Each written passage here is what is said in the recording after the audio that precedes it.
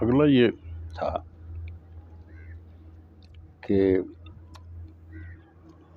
پھر میں سعودی عرب چلا گیا تھوڑے عرصے بعد، تو وہاں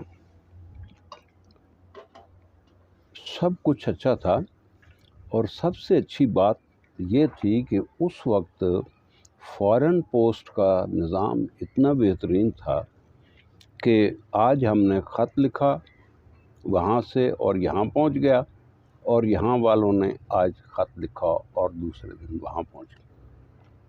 کبھی کبھار ایسا ہوتا تھا کہ ویکینڈ آ گیا، چھٹی ہو گئی، تو پھر نیکسٹ ڈے مل جاتا تھا۔ تو آپ کی مامی جان نے بھائی کی شادی کے سلسلے میں لاہور سے اپنے میکے جانا تھا، اچھا، وہاں چلی گئیں۔ میں نے لاہور خط لکھا، انہوں نے مجھے کہا بھائی وہ تو گئی ہوئی ہیں اپنے والدین کے ہاں، تو ہم نے تمہارا خط ادھر بھیج دیا۔ میں نے ادھر سے خط لکھا عدلانہ جنگ میں، تو اتنے میں وہ واپس لاہور آ چکی تھی۔ عدلانہ والوں نے کہا آپ کا خط اور جو لاہور سے آیا تھا یہ دونوں خط ہم لاہور بھیج رہے ہیں، وہ چل جا چکی ہے۔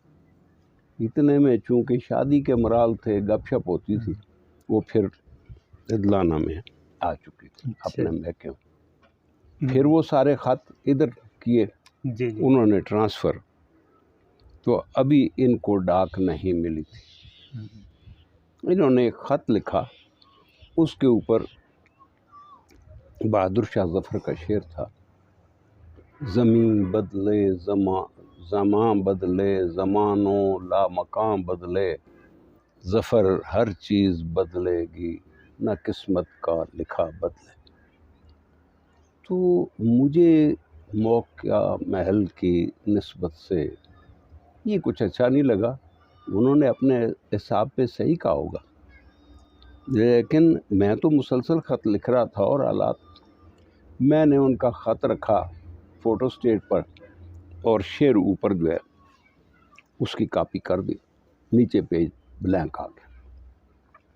اب وہ شاعر جو ہے وہ لاوا ابھی پھوٹا نہیں تھا، لیکن اندر اندر چل رہا تھا۔ تو میں نے کہا کسی نے کارواں بدلے کسی نے رہنما بدلے، کسی نے کارواں بدلے کسی نے رہنما بدلے، رواں تنہا رہے لیکن نہیں اہل وفا بدلے، ہمارے ساتھ جو بیتی تمہارے دم سے بیتی ہے، مگر تم غم نہیں کرنا کہ لیں گے تم سے کیا بدلے۔ اس طرح سے غزل کہی۔ اچھا، تو جو اہل خانہ میں کافی مشہور بھی ہوئی، اور اتنے میں انہیں بھی ساری صورتحال کی سمجھ آ گئی، جی تو بات آئی گئی ہو گئی، لیکن غزل تو ہو گئی۔ جی جی، بالکل۔ تو اس طرح سے شاعری جو ہے وہ آگے چلتی رہی۔